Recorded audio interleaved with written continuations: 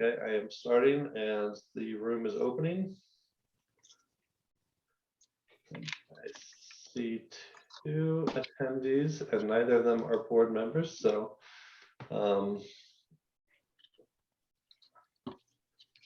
okay. I'll turn it over to you. Oh, there's Glenna. Let me enter. I'll move her in remote list.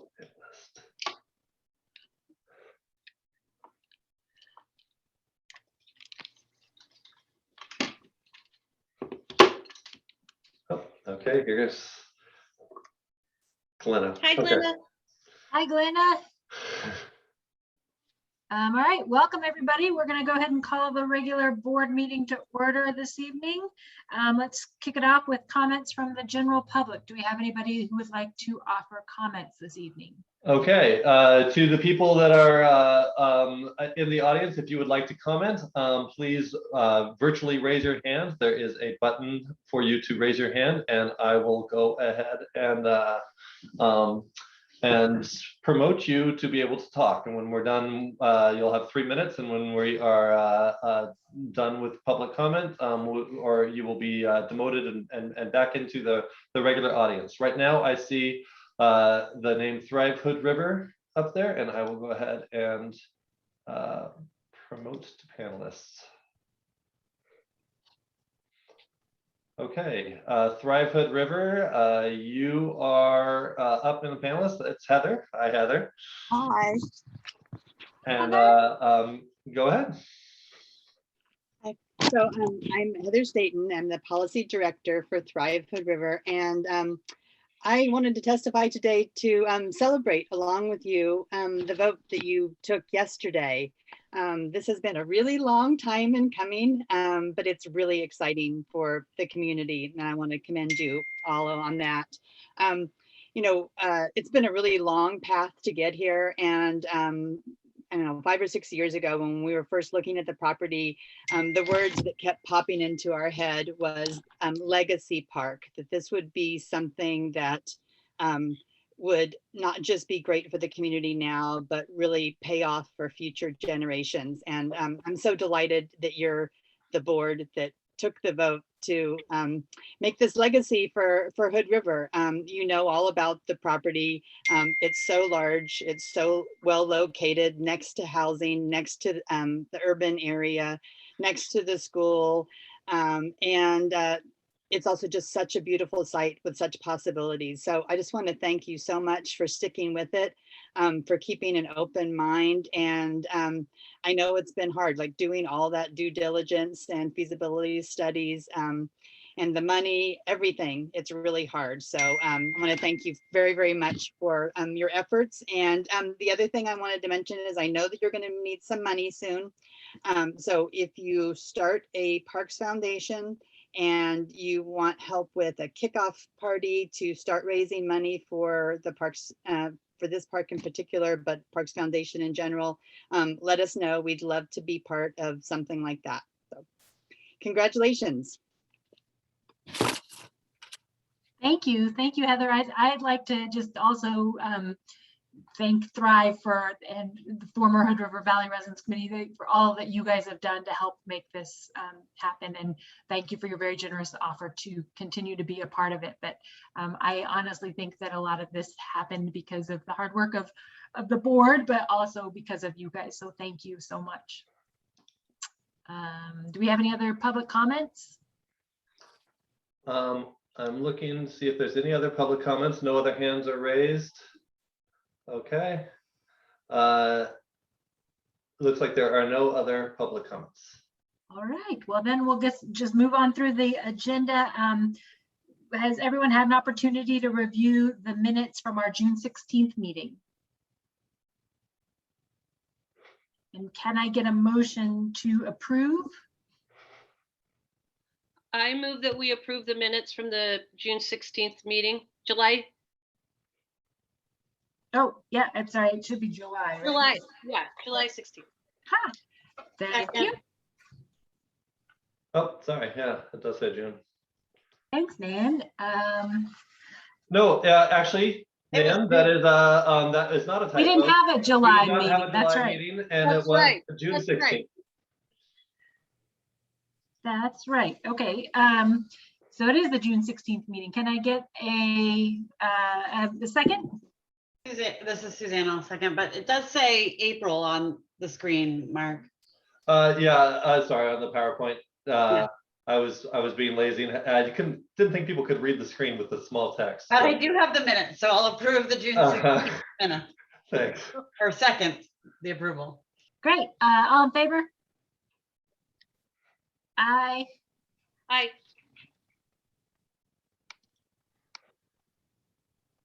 Nan and Glenn, sorry, guys, Suzanne and Glenn, I'm not seeing you guys, so I'm not sure. Sorry, I raised my hand. Susie, yeah, approved. Thanks. Perfect. And Glenn, are we good?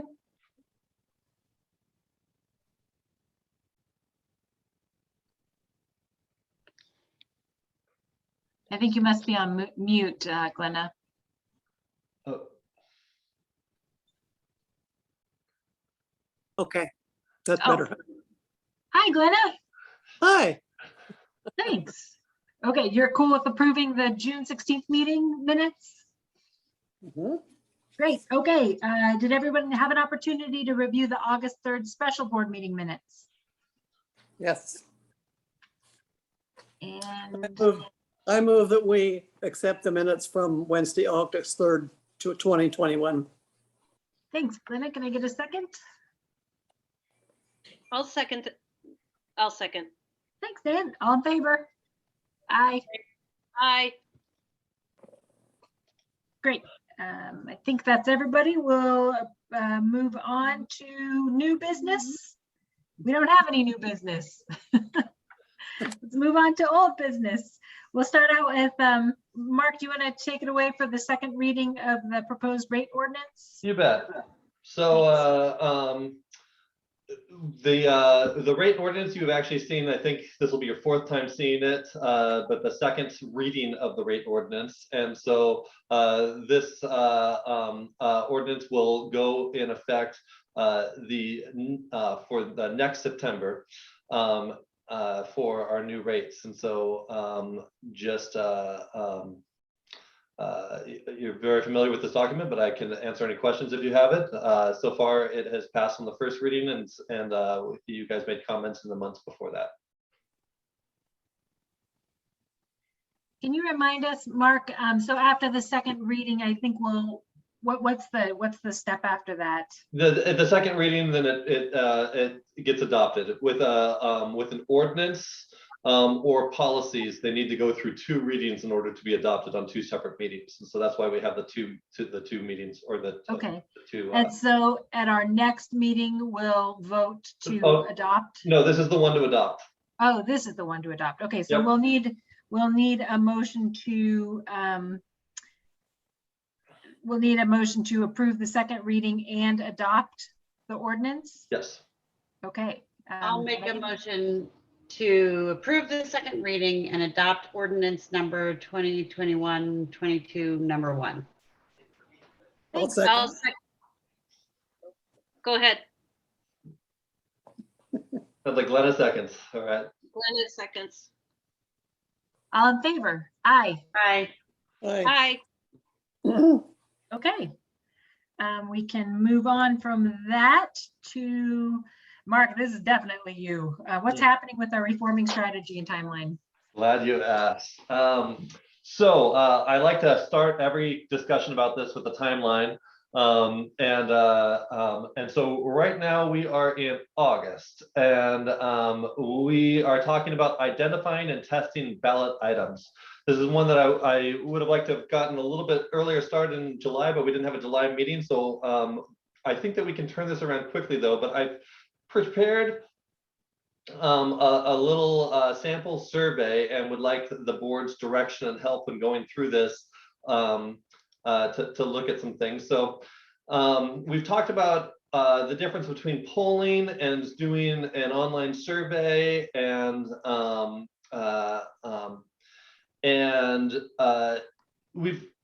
with polling, it's so difficult these days to get a good sample audience without spending a lot of money. because of cell phones versus landline phones and the databases on how to reach people. Really, the best way is mail-in voting, and then there's still a lot of demographics that you don't reach and people don't return for mail-in voting and such.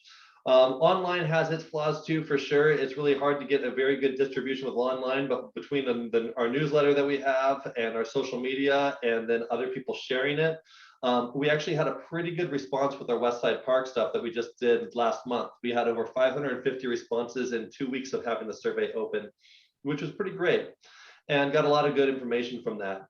And the best part is it's close to free compared to you know, between $5,000 and $20,000 to do some big surveys. So I'm looking at going for some sort of an online survey, and what I've looked at before is the best practices is you want to keep them short and sweet, no more than 10 page clicks or so. It should take about 5 minutes or less. If you get much longer than that, people won't stay with you till the very end and follow through. And then the difficult thing is explaining your background information and context, because a lot of people are getting this fresh. They don't know the Parks District like we do. They don't know the situation that we're in. And you want to do that very simply and in plain language, but also thoroughly.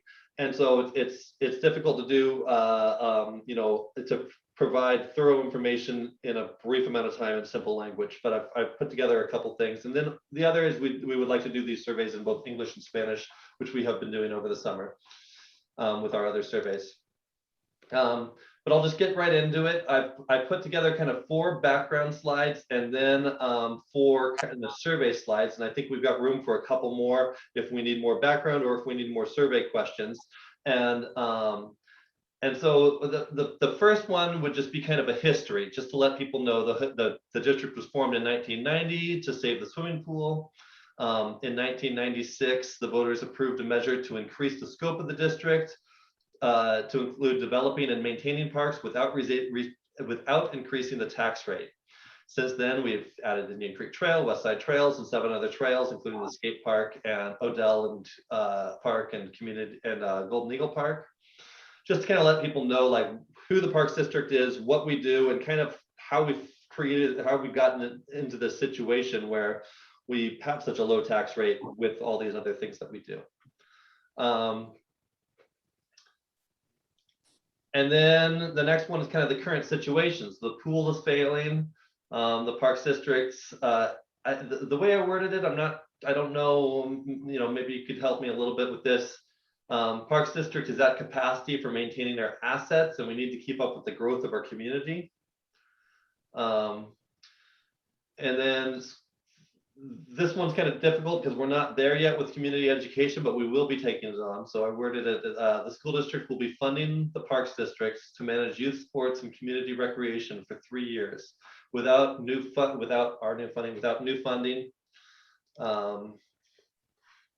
The district will not be able to continue running recreation and youth sports. And then the trail systems are incomplete and need investments to enhance connections and usability. Don't know. Any feedback on that? Yeah, Yes. I have a, go ahead, Nan. No, you go first. Mine's Okay. a little. Oh, sorry, of course, the dog's got Parkinson's. So the first page, my suggestion would be, well, I have an overall suggestion. Sure. I have a really great contact, sorry, in the community, Lorena Sprager. She's a plain language expert and she's phenomenal, does not charge a lot of money. I can get you her contact information. Well, we know Lorena. Oh, okay. Yeah, I think she'd be great to take a look at this. Okay. My suggestion, just from what I've been learning about plain languages at that, is to add maybe bullets. So in that very last sentence, just say we've added and then bullet the things we've added, because it makes it easier to read rather than a paragraph and makes it look, you know, kind of like a list. And then the second page, a lot of the language is really high.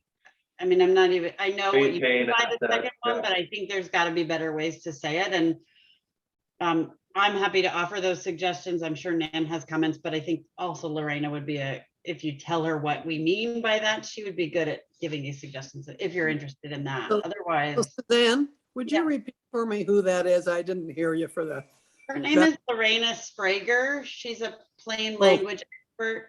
And she works for the Next Door, but she also owns her own consulting business. okay, yeah, I know she is. Thank you. I think that's a great idea. Yeah, absolutely. I think we would want to run it through there. So how about just with kind of the points that I brought up? Does this explain our story well enough so far?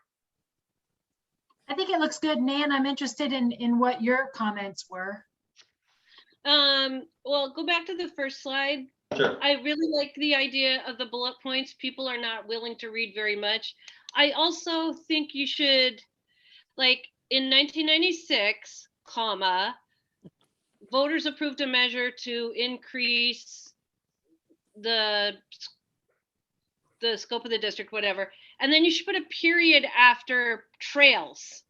And then you should have a big fat sentence that says, though our scope increased, our tax rate stayed the same. Or you know what I Oh, mean? yeah. Something Yeah. like Explaining that. big point here, big point. Very Um, good. Yeah. Mhm. And then I do really like the idea about the bullet points.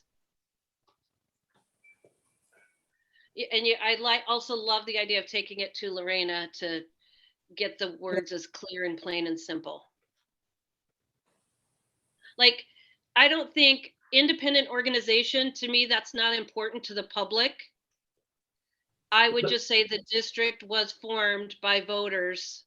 The only reason that I say that, man, is like practically every day I have to explain to people that we're not the county. We're not a department of the county and we're not part of the city and we're separate. But I don't know whether or not that is important or not, but people do get confused. Well, maybe it's important to say it that way then. We are not Our the county. district is separate from the county and separate from the city. Okay. Yeah, and they don't fund us at all. You know, they don't, I mean, they do kind of fund us, but.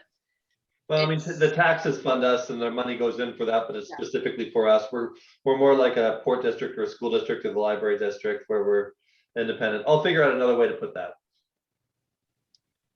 Okay, and then Also, the district should be capitalized there. We're the district. In 1996, voters approved measure to increase scope of the district. Sorry, NIT. Go ahead. Lee. No. This is great. This will all be edited and everything before it goes out Yeah. for public Yeah. consumption as well. So. I wonder if it might be more efficient if instead of, if what we want to do is just, if you want to go through it at this point, send us these slides and give us an opportunity to mark them up and send them back, and then can kind of consolidate that way, or would you prefer that we go through it slide by slide? Why don't I don't think that I need capitalization and sorry to call that one specific one out, Anna, and things like that right now, and formatting. But I would like to know if I'm missing like a certain point or something like that. So let's go through and just think of it more on like what sort of things should I add and delete, and then we'll worry about formatting in a second. So big ideas, and then we get down to structure, and then the very last thing we do is edit. Yeah. Okay, so maybe let's see what we're doing.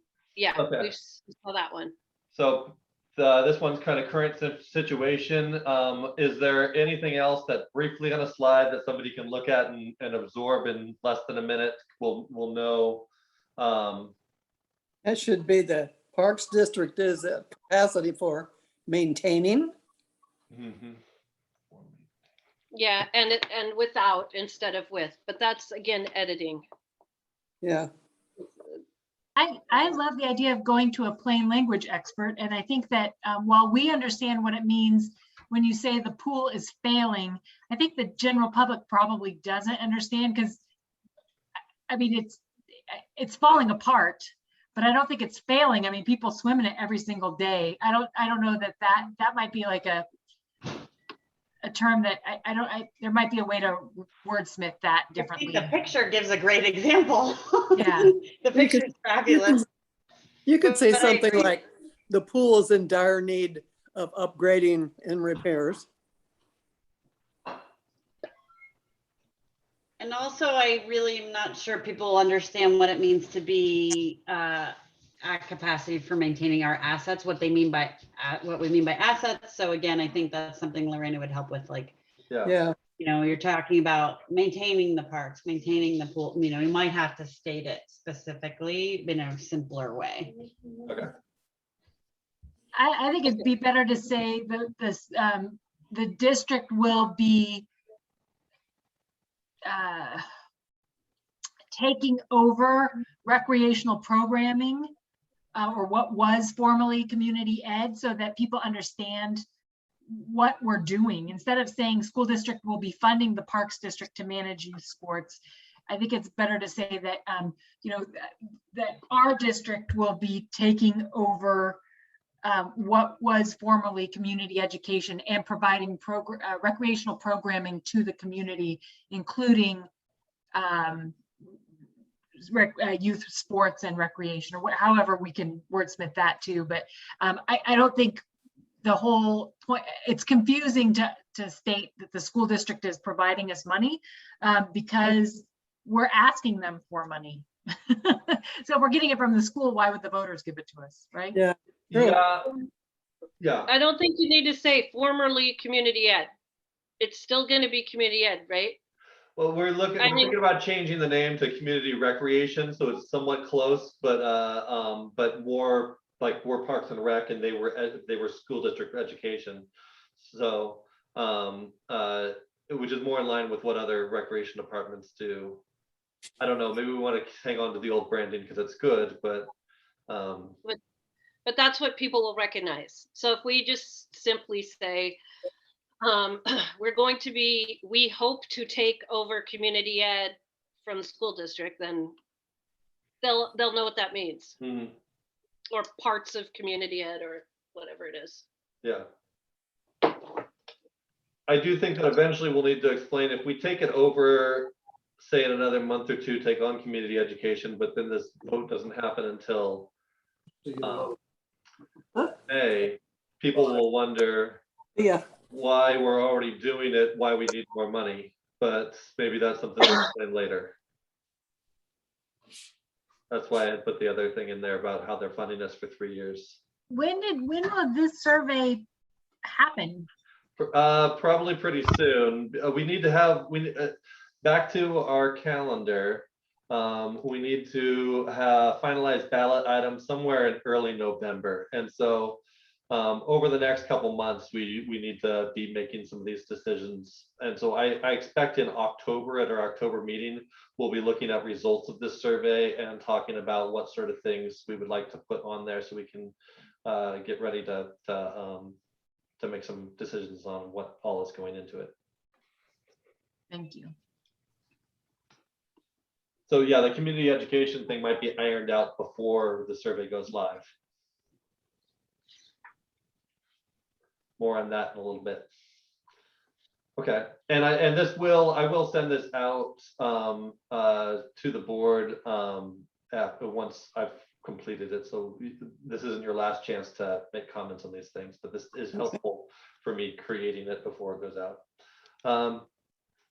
Next, third background page is just kind of a background on tax rates. So our tax rate is 34 cents per thousand, a little bit of a thing on like assessed value. And I don't know if this is needed or not, but a lot of people, when they hear that it's based on your home's value, they think, well, shoot, my home's value is $500,000, but it's really assessed at like 285 or whatever. So I just have a little bit of a statement in there of assessed value and actual value are two different things. The average home is assessed at, and then I will get that number and put it in.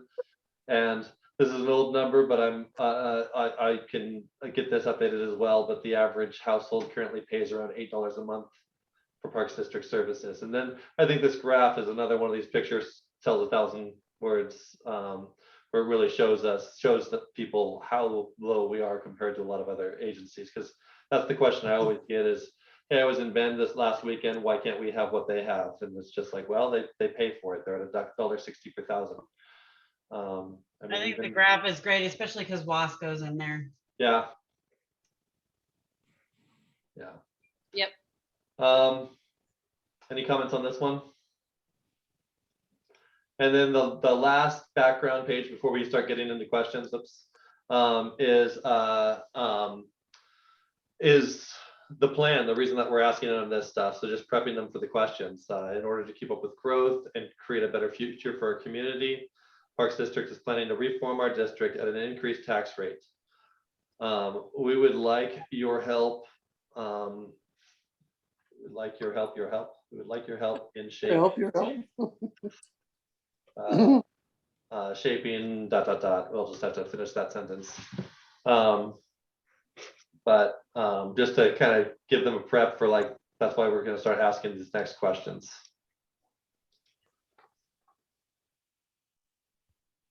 Okay. Yep. All right. So first question is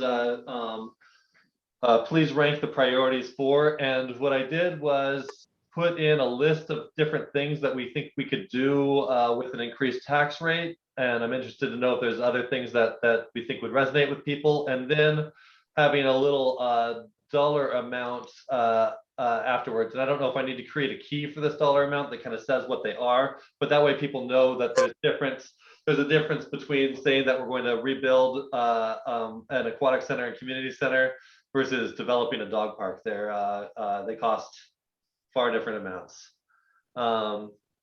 This one will be set up, you've probably seen these before, with arrows where you can prioritize and put them all in an order, so we can just kind of see what order people think that that we should do things in. I don't know about rebuilding. That sounds like we're going to remodel. Okay. I would say build a new. Isn't that more in line with what we're actually hoping to do? Build a new aquatic. Yeah, that's exciting. That's thrilling. So replacement of the aquatic center. And Yeah, then you the only thing I worry about with build a new is people will think we'll put it in a different place. True, maybe. replacing. The only reason I didn't do replace before was because we don't currently have a community center, so we are looking at adding a community center. So replacing the Replace aquatic and center expand. plus community center, or replacing and expanding. Maybe No, I like having community center in there. expanding How about an ad? and adding.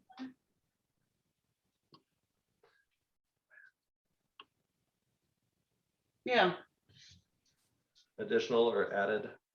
Added. Yeah, Okay. Yes, that's a big carrot. so Yeah. if you're, are we still doing English language stuff? Because if we are, I'd love to hear it. acquire and manage should be changed to acquiring and managing, because everything else has the ing And in it. develop.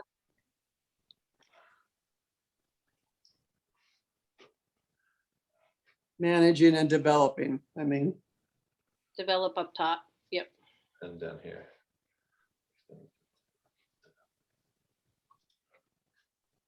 And then trails wouldn't be capitalized.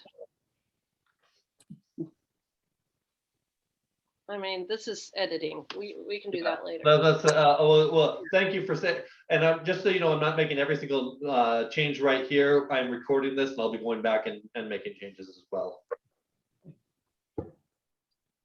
So would developing parks and trails in Mid and Upper Valley, does that include the Rails to Trails dream? That does not. The Rails to Trails dream. I don't know if I've got enough room for all the exclamation or all the dollar signs on it, but it could be on here. I don't know, I think it kind of, Didn't the railroad sell? did it? I don't And I know. paid attention to it. I don't know. I heard from Yeah. a reporter that it sold. We have a reporter online that could confirm that. I don't think you can talk. Oh, Anyway, that's something else. It's still a goal, regardless of who the owner is.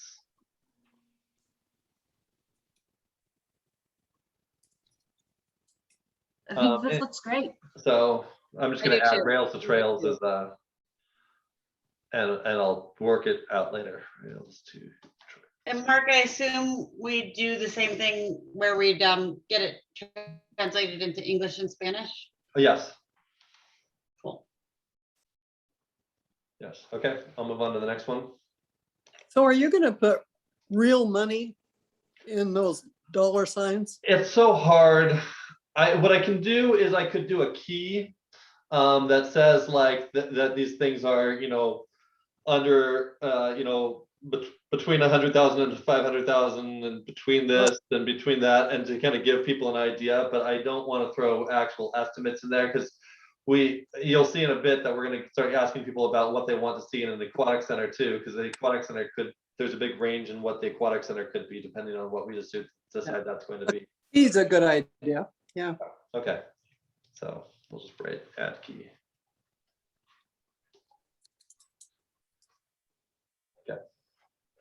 Okay.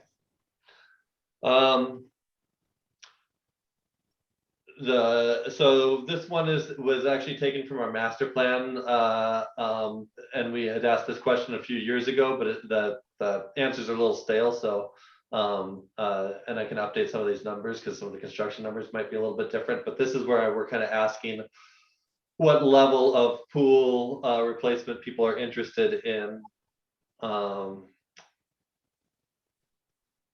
I think it should be ranked, least expensive, like just close it, to most expensive. Okay. Or 20, put the most expensive at the top and then none at the bottom.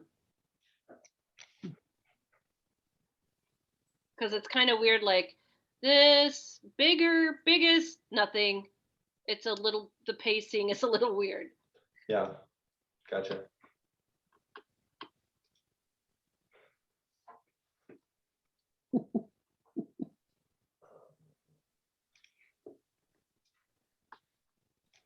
That'll remind me. Okay.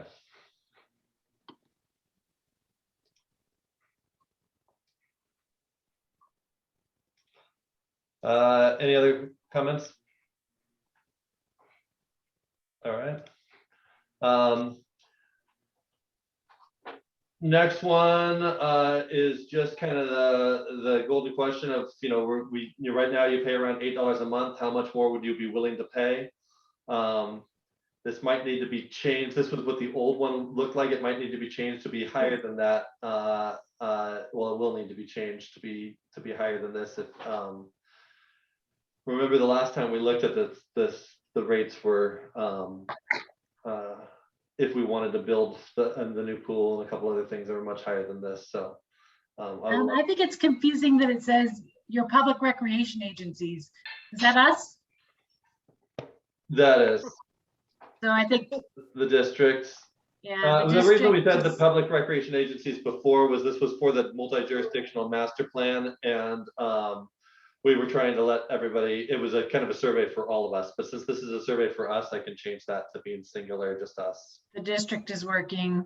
Yeah. I also think it's repetitive that we say the median home pays approximately $8 per month. Do we need to remind them of that in case they didn't catch that in the introductory slide, or do you think it's repetitive?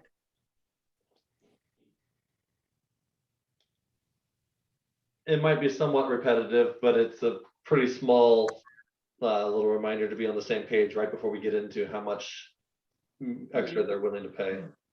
I think it doesn't hurt to repeat it, but I would say that also, and I know Lorena would pass this out on, to be consistent with how you're saying it. Like if you're saying or more per month, say that every time, because that first one seems different than the second or third or fourth, you know what I mean? Yeah, it's because the others are all arranged and this one is. Oh, right, yeah, one more. duh, yeah, yeah, right.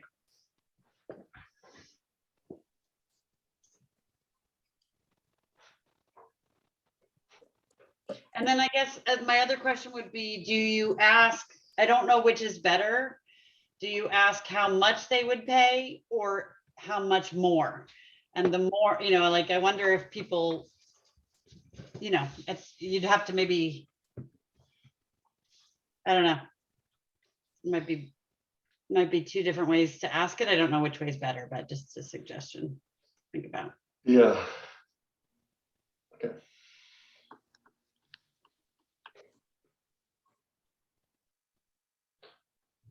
We'll work on wordsmithing this one a little bit. And it will be sent out.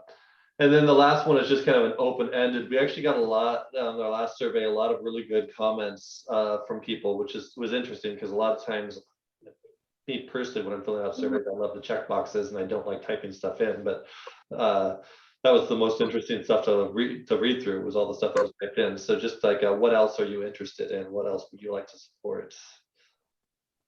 And that's it. Those are the only 4 questions that I have in the survey. So it's right now it's 4 background information and 4 questions. What am I missing? And do we like how short it is? Do we need? Is there anything else? You guys are the ones making the decision, so I need you to be to have all the information that you want to know from the public. You want to know, sometimes on these surveys, there's demographic questions. Sometimes there's, you know, how did you hear about us? I don't know if we need that, but do we need anything else that's would be helpful to you guys? If the purpose of this survey is to kind of let our community know that we're planning on putting a ballot measure on in May.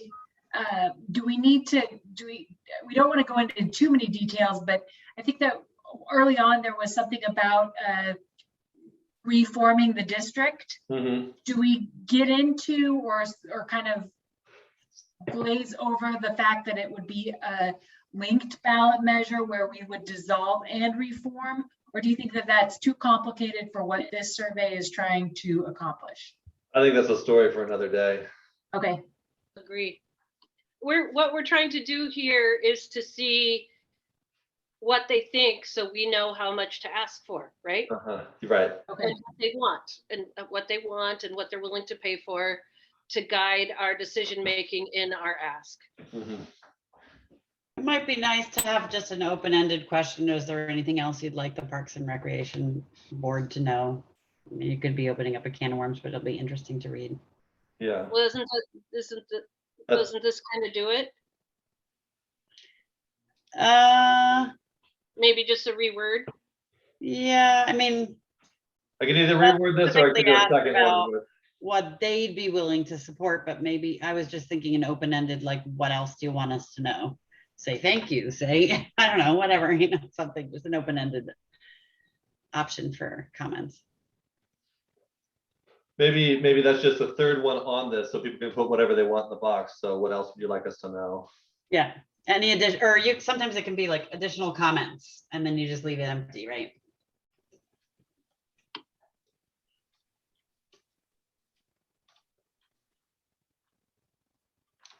You know, I really kind of liked being more specific.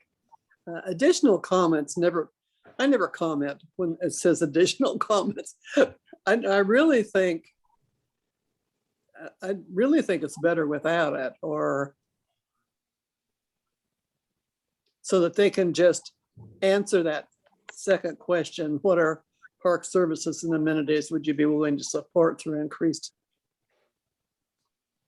I mean, don't take it out because I don't like it. Just playing with the format. Maybe I kind of like the way that that Suzanne worded it, where she, you know, it's like, is there anything else you would like your Parks District Board to know or consider?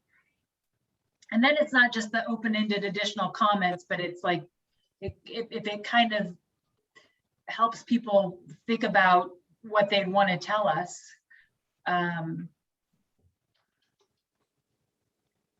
That kind of leads them down the path a little bit better. Yeah, Is there a better way to say that, Nan? I like that better. Yeah, that's good. I think that's great. Okay.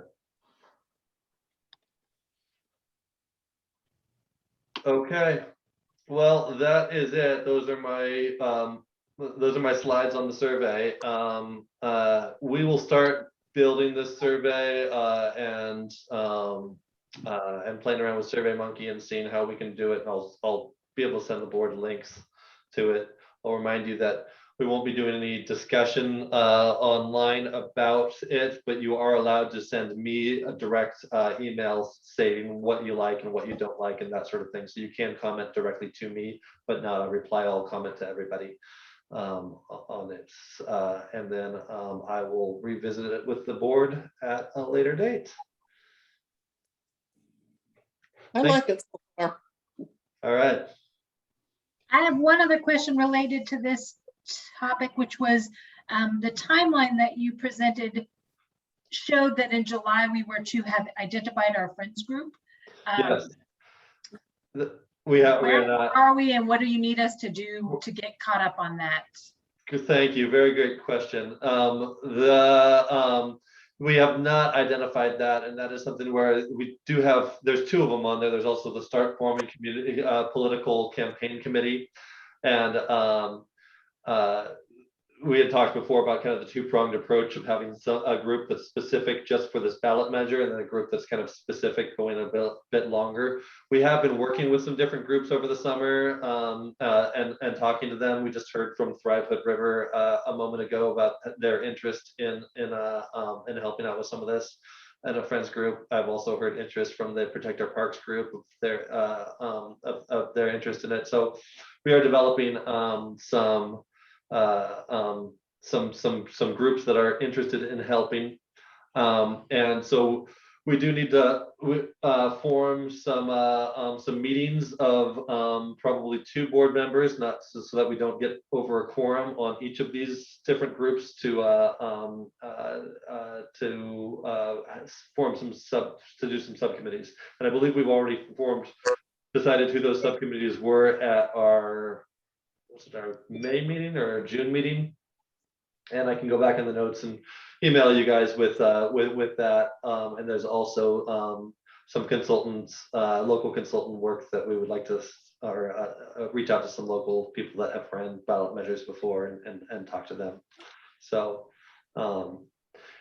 it's been just a kind of a busy summer and vacations and everything, but I think we're getting close to where we're all kind of getting back in town and are able to work on this. Yeah, I was on the PAC committee, and I guess I was kind of waiting to hear from Liz Whitmore, but maybe I need to reach out to her. Well, yeah, we just talked to her one day, and I don't think she hasn't been told to reach out to anybody, but we can reach out to her. I can get you her information, and I'd be happy to attend any of these meetings as well. Okay. Thanks, Anna, for asking that. Are we ready to move on? Sure. Okay. Yes. Oh, yeah. Finance report. This is always a wacky month to share a finance report because it is the very first month of the new fiscal year, and it's all depending on when we get bills and when we're paying for things and everything like that. So you'll see certain things like our insurance,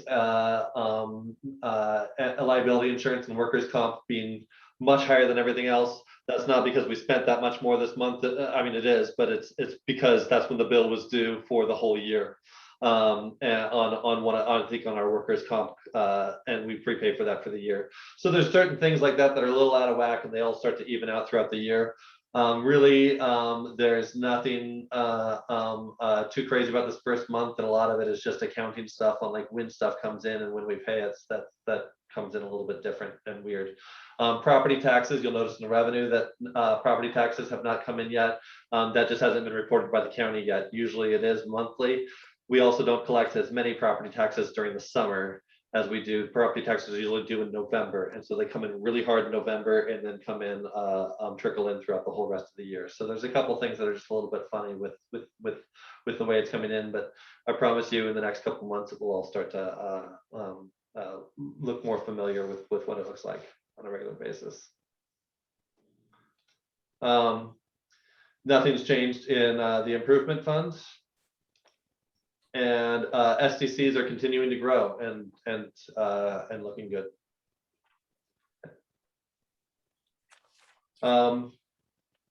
Any questions about the financial report? Okay.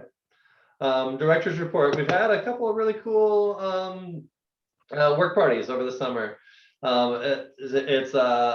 This is something that I think I would like that Friends Of group to be a part of, and to be a part of the Friends group is different stewardship opportunities. So either adopt a park programs or work parties and things like that.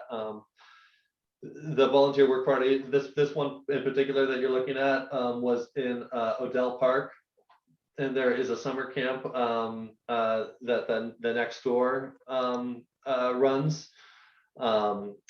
It's called Nature's Greatest Strength, and they came out and they've been meeting on Fridays in Odell Park, which is great. And they asked if they could give back at the end of their camp, and so we set up this, and they helped. You guys were there at Odell Park last June and saw it, and it was definitely in need of some new beauty bark and some of the weeding in the flower shrub areas and everything, and so they did some nice work there at the entrances of the park and just really spruced it up. Right.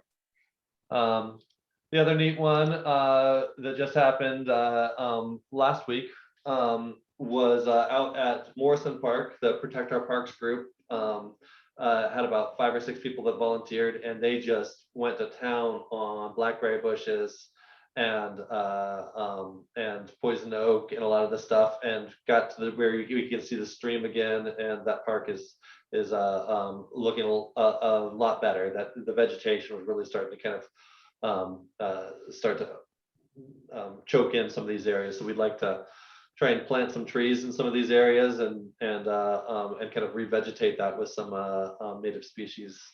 And they also worked on some of the disc golf holes they've been putting in the new tee pads, as you guys were aware of, and so they had to move around a couple of the signs as well to make all that match. COVID restrictions, you've probably all seen that everything is tightening up a little bit again, and we are now masks required in our building. We do still consider the swim deck an outside facility as long as the roof panels are off, and so we are just requiring masks for people that walk through the locker rooms and in the locker rooms, just like we were for half the year before. And so we are watching it closely. It's same story as the whole rest of the last year, which is we don't get any prior intel, and we just find out when everybody else does, and we'll get an email that says that something has changed, and we just adapt to it. So it's getting easier to adapt to it and then change it, because we already had the signs, we had the plans, we already knew what to do. So we're not reinventing the wheel. We're just kind of going back to the way that we had done it before. And tightening some of our procedures. We did have our first employee outbreak, or not an outbreak, I'm sorry, our first employee test positive. We have not heard anyone else test positive as a result of that. We worked with the health department and reached out to everybody that they believed were in contact with that person, and advised them to contact the health department or to quarantine, whatever instructions the health department gave. I will say that we got to speak with Dr. Van Tilburg's directly, and that's one great thing about being in a small county, is being able to had access to the health department officials, and they were great and just walked us through the whole thing. And so it was an unfortunate thing, but just seeing how the numbers are rising all over the place, I think that it was bound to happen eventually. That employee is doing well, and there's not much more I can say about that specifically, but we are following all CDC and health department guidelines. Mark, did you say that there was just one employee though, that so far that it was limited to just the one, contained to one person? Yes. That's great. Yep. I just wanted to make you aware of this because I do get a lot of questions about it from the community, that there is a homeless camp at Morrison Park. In the past, the police department has removed homeless camps or asked them to move along when they are in our parks. We do not have the authority to do any enforcement ourselves, so we rely on police departments to do that for us. This particular camper was at the skate park, and the police department did move them, but only moved them across the street. We contacted them after that and put up some new signs saying no overnight use and no fires and a couple other things. And the police department has said, because of some of the new regulations and both state laws and the federal law with the Boise, Idaho case, that they cannot move them off of public property in this particular spot. So we are dealing with it right now. We would like to have our parks clear of the camping. This one makes us particularly nervous because of the fire hazards and such. We have removed at least a full pickup load of trash from the camp so far, and it is a big drain on our resources as well. Is it one person? It's one person, but other people come and go. And sometimes there's more people, but there's one regular person there. And we know the person, we've talked to them. We have asked them. I know that they're connected with the services, the local homeless services that we have there, and we have talked to them and offered services as well, or offered to connect them to services, I should say. And they are happy at that site and not interested in moving on or other services. So. This is another one that I've gotten a lot of questions on, and I just like the board. When I'm getting questions, I assume that the board's probably getting questions too. So I just wanted to let you know. There is a 39 lot subdivision that is going in right along the Indian Creek Trail, over kind of in an area behind Rosars there in the Severcroft neighborhood. You can see where the trail is, and these homes will be right up against the edge of the trail where, you know, most people, when they're walking on the Indian Creek Trail or the West Side Trail, think that Parks District owns as far as the eye can see in either direction. And usually we don't even own anything. We just have a 10-foot wide easement through the middle of someone else's property. And this is one of those that was privately owned. We knew it was slated for development. It's a good cautionary tale that we were able to get in there ahead of time before the development happened. Otherwise, this trail might not be going through, but we were able to build within the setback of the creek. That's one nice thing about building trails on the creek is the homes have a setback from the creek, but the trail setback is shorter. So we oftentimes it's land that they can't use anyways. And so we were able to build in there. But here's a couple on the left side of your screen, a couple of kind of before pictures of what that area looked like, and then a couple of the after right now that's kind of been clear cutted. Maybe not exactly clear cutted, they left a couple trees, but cleared quite a bit. And that's where people are calling and asking, and I'm sure they'll continue to call when the homes start getting built through here. So just so you're aware of that. Hey, Mark, I happened to walk that this morning with my husband, and he mentioned to keep an eye on it as the construction, you know, that we should be keeping an eye on it as the construction building, because sometimes they'll put the fence construction fence in the way and it could block our easements. So Absolutely, and I think that I have indirectly contacted your husband through Kevin Liberty as well about a couple of these things where you can see the lot lines actually go over the tops of the trails. I'm not sure if you can see that on this, but they go out to the edge of the creek in some of these cases, and I really don't like how they did that, because it takes where we had a single easement through the property owners, through the developers' land. We now will have 8 separate easements through each one of these property owners' properties. And we just need to make sure that when that gets officially platted by the county, that those easements get transferred. right. And so we're keeping an eye on that as well.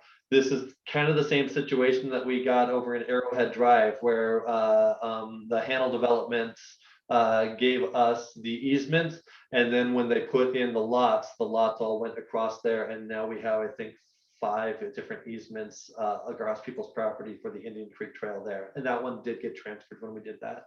So I'm not, maybe this is just me kind of splitting hairs, but if our easement predates the separation of those lots, then I don't think that it doesn't create new easements. It's the same easement, and those lots will be taken subject to the pre-existing easement. It'll be on their title report. So I don't like, I'm curious what you mean by transfer. I don't think it'll transfer. I think that if when they subdivide those lots, that it's not a new easement. It's the same easement that was there before, and we still have the right to use that. I think you are right in I think I was off on my verbiage, but what I was told by the city was to make sure that all of those easements get put on the individual title reports for each one of, not all of those easements, the one easement that we have gets put on all of those different title reports, so that every one of those new lots has that. And the only way, or all we have to do that, it's a recorded easement already, correct? It is. Okay. I'm just following with the city's instructions was just to keep an eye on it, make sure that it all happens, I think. But I think it's supposed to happen automatically, but we just shouldn't assume anything. So we'll stay on it.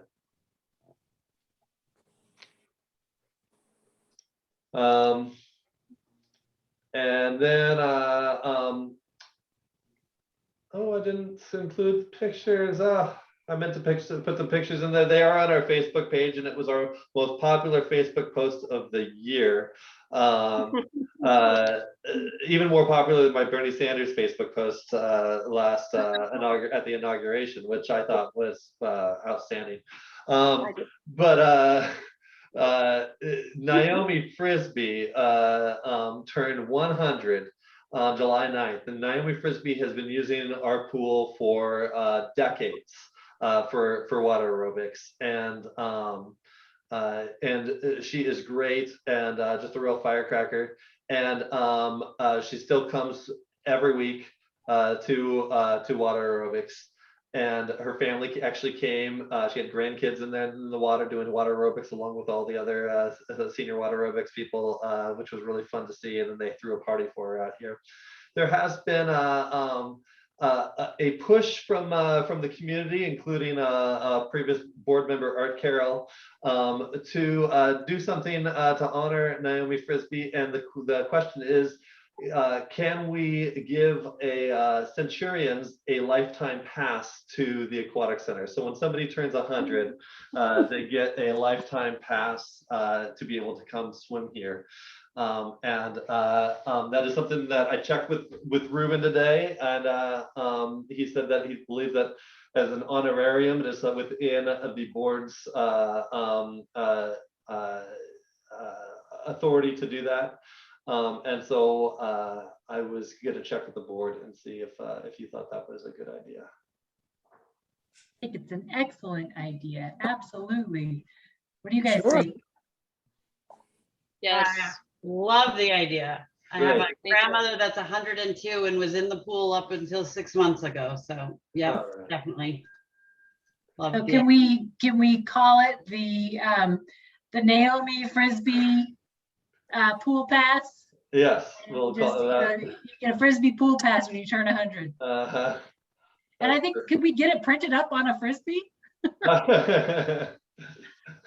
can That'd do be whatever you awesome. like, but I think it would be a nice way to honor her. We've already put the Facebook post out there and everything, and there was an article in the newspaper recently, but I think that it would be a great feel good story too, to say that the board recognize that and kind of appreciates or recognizes that accomplishment, because that's fantastic. And the fact that she still is right here and using the pool, I think it would be great press, and just a great thing to do for a wonderful woman.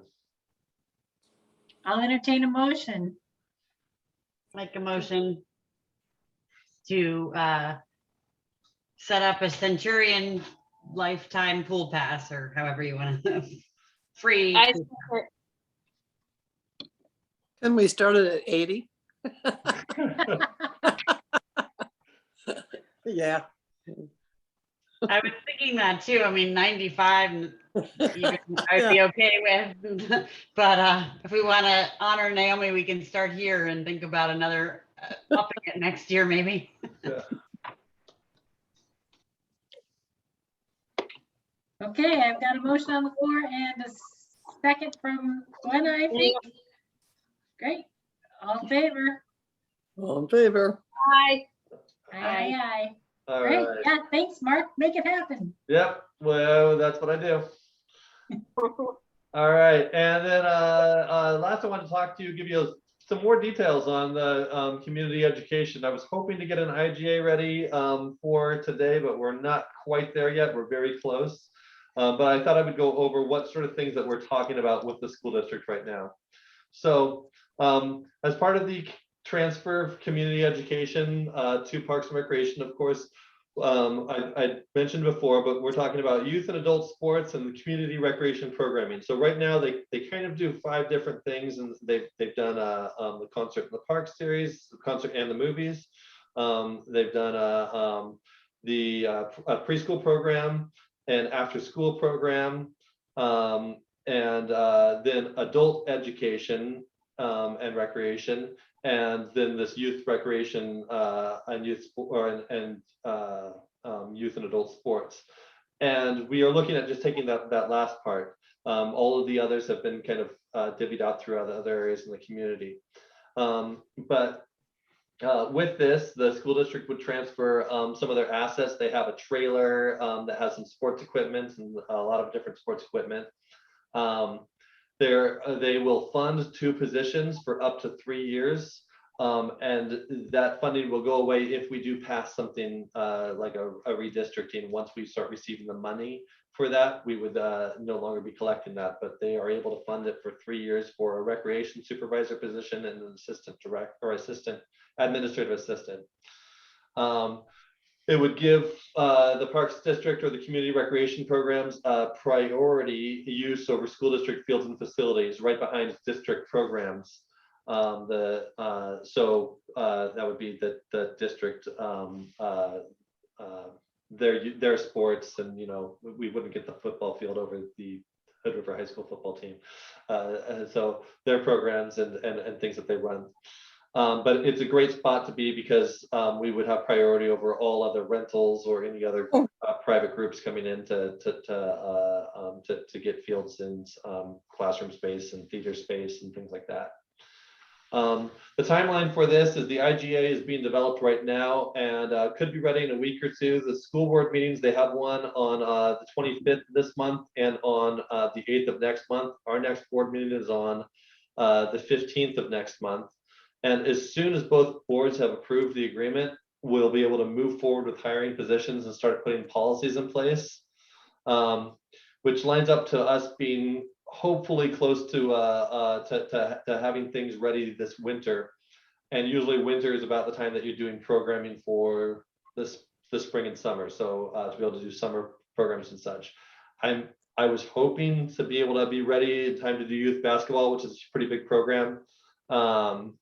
Not sure if we will get quite there or not, but we will try and make sure that things happen. This year, There are programs such as youth soccer and football and a couple others that the school district is kind of taking on as one-offs and providing fields for and providing some support for. And so we're trying to make sure that those programs are running, but they aren't specifically under one of the umbrellas yet, especially not ours, since we don't have the authority or the money to do this yet. So it's a process, and it's a tremendous amount of upfront work, but after that, I think that it'll be well worth it and great for the community. And I think that it belongs, or it's in line with our mission, and it will be a great thing for us to be doing. And most Parks and Rec agencies do run youth sport programs and community recreation programs, so it's something that we're familiar with in the business. Mark, would that mean that we would then pay coaches out of our personnel budget once? Obviously, that's, I imagine, what the fees cover, but. Yeah, and it would, there'd be different, that's getting into some policy questions over how we want to run it. If we want to actually hire people and hire coaches here through our payroll, or if we want to do contractor stuff where we, or work with the organization. So like if a youth sports organization is already running their program and we do the field scheduling and do the registration for them and everything, we might pay them a cut, or we'll take in all the money and then we will pay them a percentage, and we need to figure out what exactly that is. A lot of places, it's 75-25 or something like that, where we split it out and they go, and then that goes out to them. A lot of coaches are volunteer coaches, especially in kind of the lower levels and such, but you do usually have to pay officials and different things like that. It's all dependent over how we decide to set these things up. Generally, it's a good practice to try and work with contractors and work with organizations that already have set up some sort of a 501c3 or something like that, rather than us hiring all of our these employees and putting them on as employees if we have a full slew full of officials and coaches. I know a number of sports do, but there's some that did run under community ed that wouldn't have their own, I know like lacrosse has been an organization for a long time, but there's others that are not. This is one of the big challenges and things that when I said that it's a lot of upfront work, this is what I'm talking about. Yeah. Is there are a lot of different ways different groups were doing it, and different deals and different amounts people paid and such, and what I would like to see is us streamline that. I think that having too many different deals and ways that people do that was difficult, because you'd always get the question, well, why did they get this and we get that? Well, that's how it was originally created. But with us taking it over, we're wiping the slate clean, and all of this stuff is kind of renegotiated. So there'll be some growing pains, and there'll be some tough things. Some of the groups might want a little bit more support, but we don't want to give one sport a ton of support when another one is having to do a lot of heavy lifting. We'd like to try and make it a little bit more streamlined and fair.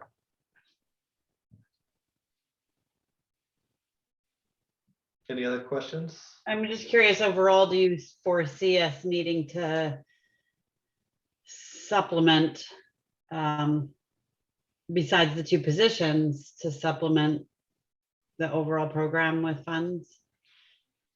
I mean, there's a good revenue stream that comes in from these things. I won't say that public recreation programs run in the black. I don't think they should run in the black. What do I mean by that? I mean that especially at this kind of lower level beginning stuff, I think that that the community should support it to make it equitable for all, and everyone can do it as entry level things. And so when you get into the higher level, like the AAU basketball and different things like that, traveling teams, teams that are playing all over and such, and the higher level, then I think that it's more the cost recovery model changes to collecting a lot more of the costs when you get in that competitive stuff. But especially at the beginning level stuff, I think that the entry level stuff, I think that it's kind of like a pool. We should be subsidizing that to make sure that everybody has those opportunities. I'm really excited about this. This is one of the things that I had always hoped for, and I think it makes sense. It helps our community tremendously, and I really see it as one of our roles as a parks district. So I'm excited to see what we can do with it. I'm really happy about it too, except I'm scared to death because I worked for community ed when I was out subbing in different places, and I worked for community ed for, I don't know, 6 months or something, and boy, it's a lot of work. It is a lot of work. That's why we are bringing on 2 employees to our 4-person staff, because you're right, it is a ton of work. It is. And we've just seen over the last year with the school district not running community education that, you know, some groups have kind of tried to step up and run a few things, but a lot's been lost, and I think that it's time for us to pick it back up again and get these programs back up and running for the kids in the community. Mark, do you know about how much those 2 positions pay?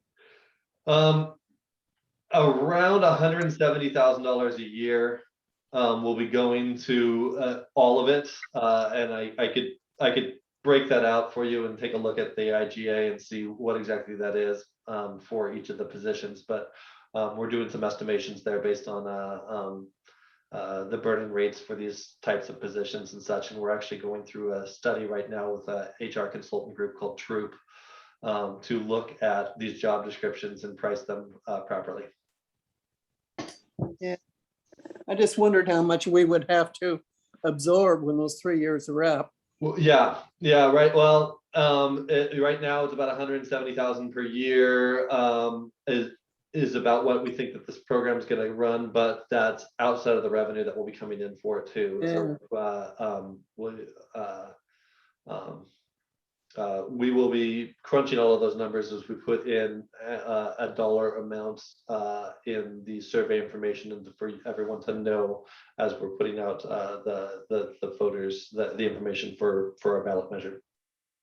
So does community ed make money? It No. sometimes would break even.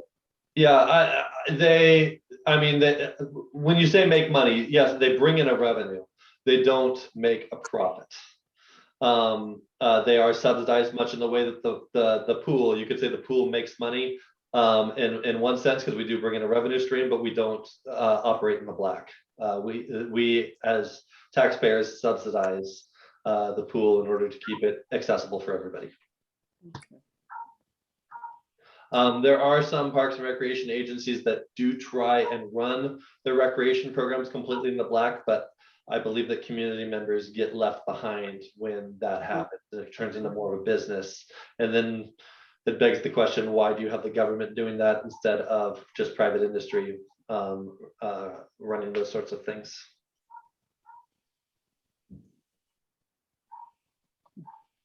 Yeah.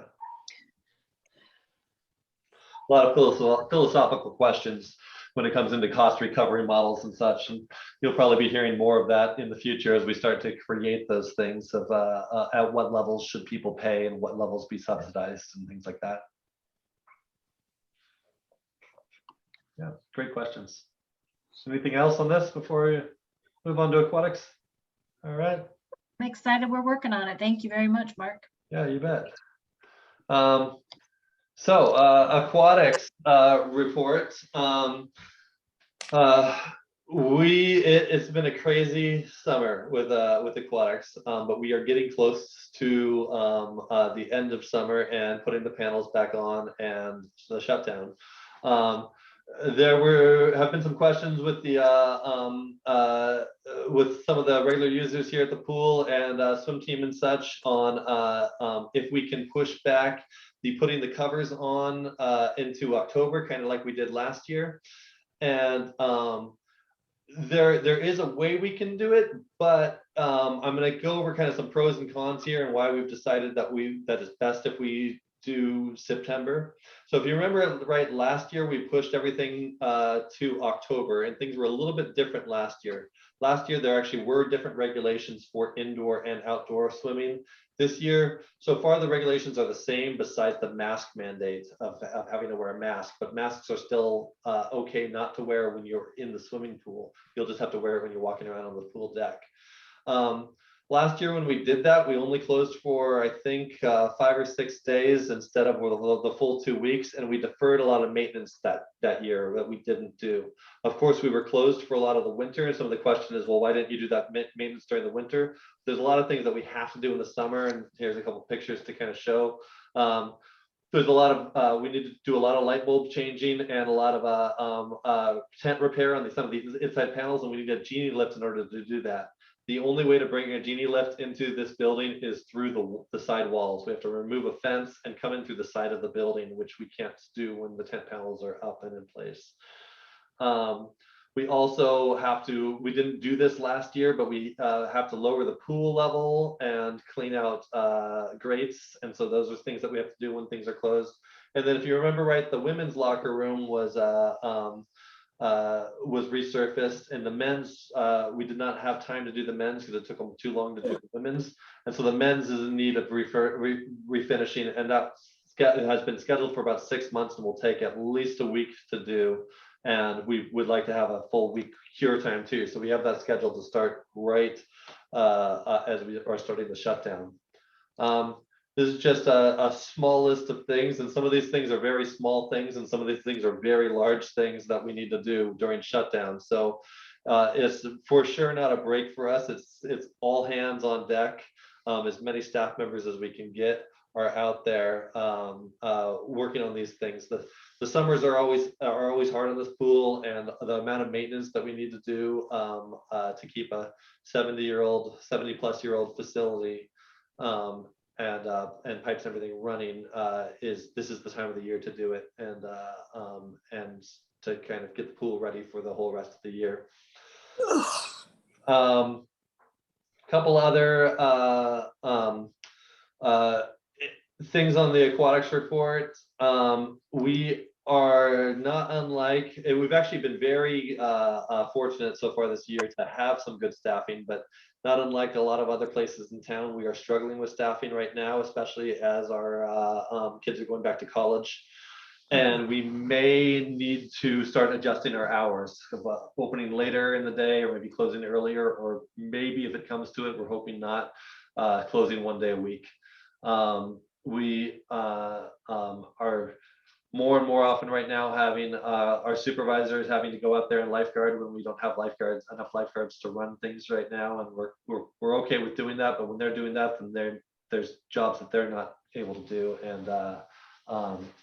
and we're getting really tight, and we're asking a lot of our staff, most of which are high school and college age that have a lot of other commitments and things that they need to be doing too in their life. So we're trying to respect that and not burn them out and not push them too far, but we're getting to some tight staffing situations.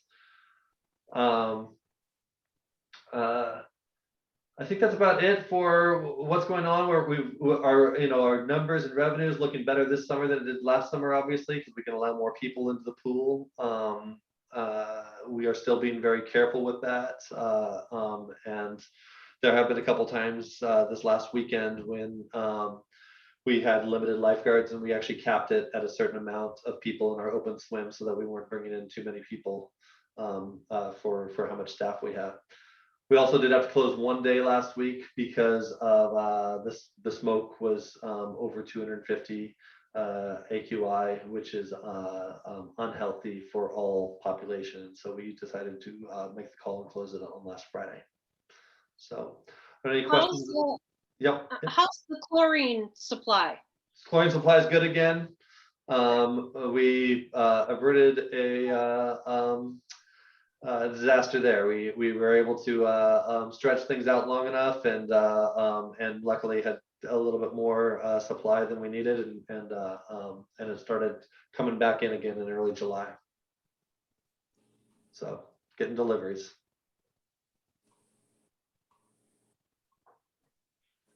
All right.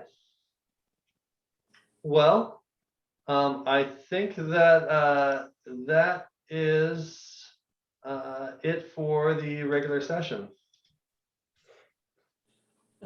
Okay, I had one other thing I was gonna bring up that was brought to my attention.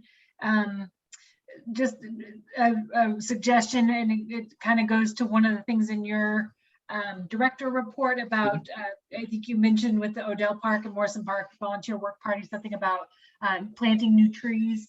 Somebody had mentioned to me something about, the possibility of getting timed irrigation on the trees at Barrett Park because they're suffering with the heat. I think a lot of trees were, so I was gonna just mention that real quick. Does anybody else have anything else that they'd like to bring up real quick? Just a note on that, we do have timed irrigation on those trees. Oh, that's good to know. Yeah, and so Okay. we could increase the amount. Right now we water them. So from talking with some of the tree experts that have helped planted them, they thought that 2 hours of water from the Rainbird Maxi Pods that we're using, which we actually just replaced all of them this year, was sufficient for those trees. Of course, it's been a higher drought, so I think we might have turned that up one notch to maybe 3 hours per week. We water them, I think, on Sunday nights at around midnight. And so our goal is to not have to water those trees anymore. While they're being established, we're watering them, but we would like to be able to turn off that irrigation eventually. So, but yes, that's on there. Thank you. I'll let them know. I appreciate that. Does anybody have anything? Great. Oh, I'm sorry. Go ahead. Oh, nothing. Oh, okay. And we don't have an executive session this evening? We do. Oh, we do have executive session tonight. Okay. Well, then can I get a motion from someone to adjourn regular session and enter into executive session per ORS 192660? I so move. Second. And we got a second. All right. We'll need to kick out our general public, I think, for executive session. Mm-hmm. Thank you guys for coming tonight. We do have one general public left over. That's Noah. He can stay. Well, Noah is not there. It's He's out. Thrive that's still there. I don't know. All right. Bye, Heather. Thank you.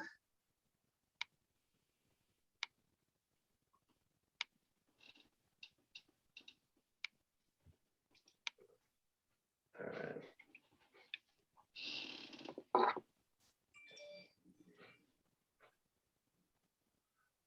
Okay, looks Okay. like we are in executive session currently. Mark, what do you have for us? Let me just a moment.